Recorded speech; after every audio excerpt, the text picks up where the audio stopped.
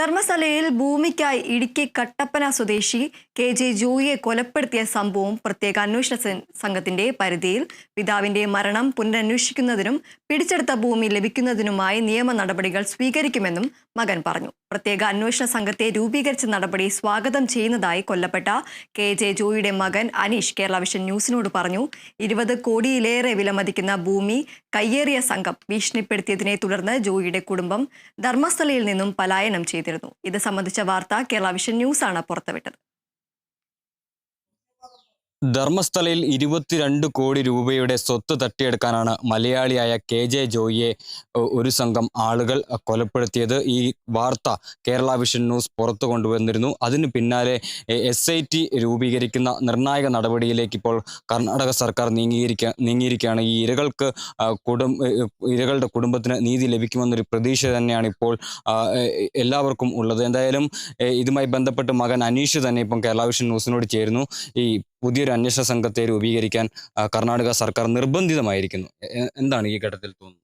സാറേ, വളരെ സന്തോഷമുണ്ട്. ഇന്നലത്തെ പോലെയല്ല, ഇന്ന് വളരെ നല്ലൊരു സന്തോഷം തന്നെയാണ്. നമ്മൾ സൗജന്യ ആക്ഷൻ കൗൺസിൽ അവർ പറഞ്ഞതുപോലെ തന്നെ ഒരു നല്ലൊരു ടീമിനെയാണ് ഇപ്പം തിരഞ്ഞെടുത്തേക്കുന്നത്. ഈ SITയിൽ എല്ലാവർക്കും നീതി ലഭിക്കും തന്നെയാണ് എൻ്റെ പൂർണ്ണമായ വിശ്വാസം.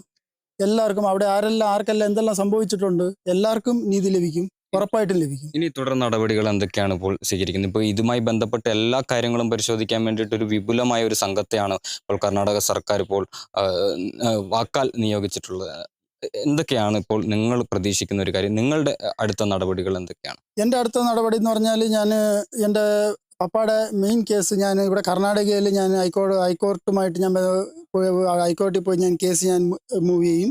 അതേപോലെ തന്നെ ഞാൻ കേരളത്തിലും ഒരു കേസ് ഫയൽ ചെയ്യാൻ ഞാൻ തീരുമാനിച്ചിട്ടുണ്ട്. അതിനെപ്പറ്റിയെല്ലാം ഞാൻ എൻ്റെ അടുത്ത ആൾക്കാരുമായിട്ട് ഞാൻ ചർച്ച നടത്തിക്കൊണ്ടിരിക്കുകയാണ്.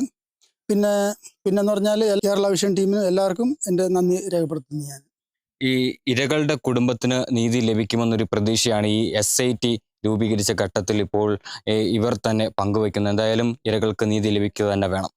Joseph Augustine, Kerala vision news, Dharmasthala.